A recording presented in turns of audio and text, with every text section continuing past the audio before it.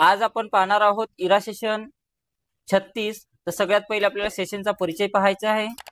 सेशनचा परिचय पहा, त्यानंतर आपल्याला ऑफिस स्किल्स मध्ये जायचं आहे। ऑफिस स्किल्स मध्ये जा आणि यामध्ये व्हिडिओ असेल तर व्हिडिओ पाहून घ्या। त्यानंतर आपल्याला नॉलेज चेक सोडवायचं आहे। यामध्ये एकच नॉलेज चेक आहे, तेच आपल्याला सोडवायचं आहे पहिले। तर नॉलेज चेकवर क्लिक करा आणि इथून स्टार्ट करायचं आहे। त्यामध्ये बघा 4 प्रश्न दिलेले आहेत। तर पहिला प्रश्न, आपण आपल्या आवश्यकतेनुसार स्लाइडचा साईज ऍडजस्ट करू शकतो म्हणत आहे। तर याचं उत्तर बरोबर आहे, स्लाइडला चेंज वगैरे करू शकतो आपण। त्यानंतर 7 नेक्स्ट करा। स्लाइड शो दरम्यान आपण फॉर्मॅटिंग टूलबार पाहू शकतो म्हणत आहे। तर याचं उत्तर चूक आहे, ते आपण पाहू शकत नाही। त्यानंतर पहिल्या स्लाइड पासून तुम्ही प्रेझेंटेशन कसे सुरू करू शकता म्हणत आहे। तर कशा प्रकारे सुरू करू शकता बघा, तर त्यासाठी आपल्याला प्रेस द F5 की जर प्रेस केली तर आपण पहिल्यापासून प्रेझेंटेशन पाहू शकतो। तर हे त्याचं उत्तर असणार आहे। प्रेझेंटर व्ह्यू पर्याय तुम्हाला काय करण्याची परवानगी देते म्हणत आहे। तर प्रेझेंटर व्ह्यू आपल्याला काय करायची परवानगी देते, तर दुसऱ्या डिव्हाइसवर प्रेझेंट करताना कंट्रोल आणि नोट्स मध्ये ऍक्सेस करा, तर हे देते। तर हे त्याचं उत्तर असणार आहे। त्यानंतर 7 नेक्स्ट करा। यस बटनावर क्लिक करायचं आहे। तर अशा प्रकारे आपलं नॉलेज चेक झालेलं आहे सुरुवातीचं। यामध्ये कोर्स बघा आपला पूर्णपैकी पूर्ण इथं आलेला आहे।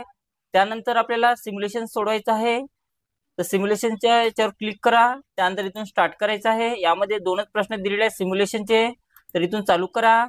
यामध्ये बघा पहिले काय म्हटलेलं आहे, तुम्ही तुमची प्रेझेंटेशन तुमच्या प्रेक्षकांसमोर देण्यासाठी स्लाइड शोचा वापर करू शकता। त्यामुळे ती सुरुवातीपासून सादर करण्यासाठी स्लाइड शोला फ्रॉम बिगिनिंग वर सेट करा म्हणत आहे। तर स्लाइड शो मध्ये जा या ठिकाणी आणि फ्रॉम बिगिनिंग वर क्लिक करायचं आहे आणि त्यानंतर आपलं उत्तर ऑटोमॅटिक सबमिट होऊ द्यायचं आहे। नंतर ओके बटनावर क्लिक करा। त्यानंतर नेक्स्ट क्वेश्चन लावायचा आहे।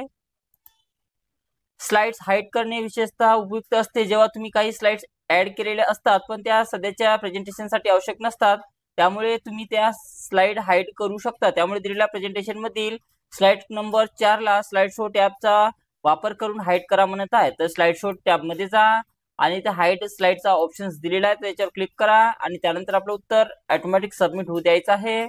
त्यानंतर ओके बटनावर क्लिक करा, त्यानंतर यस करायचं आहे। तर अशा प्रकारे आपलं सिम्युलेशन क्वेश्चन सोडवणं झालेलं आहे आणि आपला स्कोर सुद्धा पूर्णपैकी पूर्ण इथं आलेला आहे।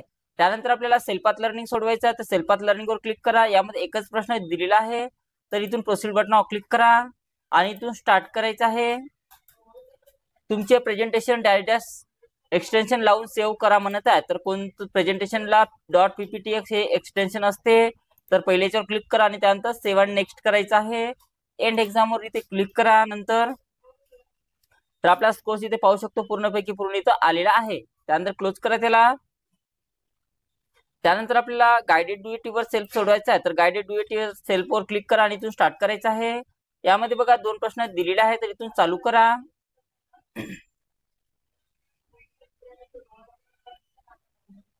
दिलेल्या पॉवर पॉईंट प्रेझेंटेशन मध्ये सुरुवातीपासून स्लाइड प्रेझेंट करण्यासाठी स्लाइड नंबर 1 सिलेक्ट करा म्हटलेला आहे आणि स्लाइड शो मेन्यू वर जा।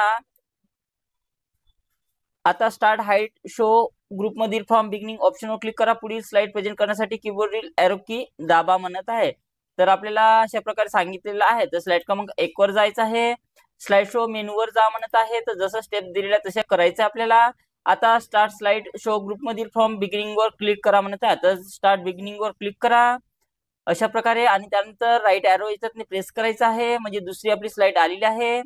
आणि त्यानंतर आपल्याला एस्केपचं बटन दाबून हे उत्तर सबमिट करायचं आहे। नेक्स्ट क्वेश्चन,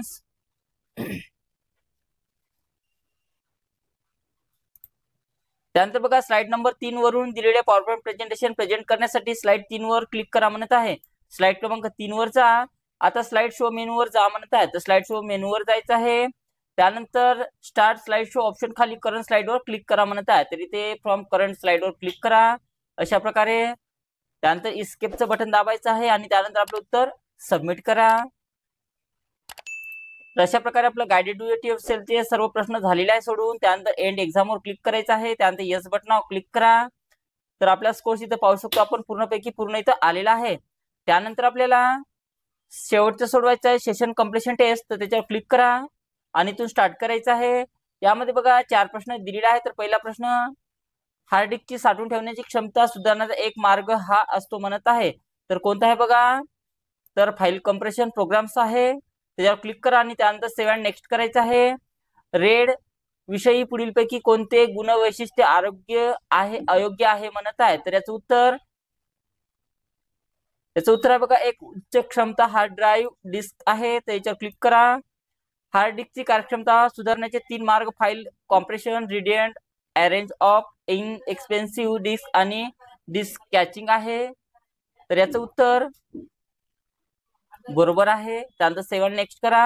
हार्ड डिस्कची कार्यक्षमता सुधारण्याच्या 3 मार्गांमध्ये डाटाचा समावेश असतो म्हणत आहे. तर याचं उत्तर आहे डिस्क कॅचिंग, RAID आणि फाईल कम्प्रेशन. त्याच्यावर क्लिक करा आणि त्यानंतर सेव्ह अँड नेक्स्ट करायचं आहे. येस बटनावर क्लिक करा. तर अशा प्रकारे आपलं सेशन कम्प्लिशन टेस्ट सोडवणं झालेलं आहे आणि आपला स्कोर या ठिकाणी पूर्णपैकी पूर्ण आलेला आहे. तर अशा प्रकारे आपल्याला इरा सेशन 36 सोडवायचं आहे.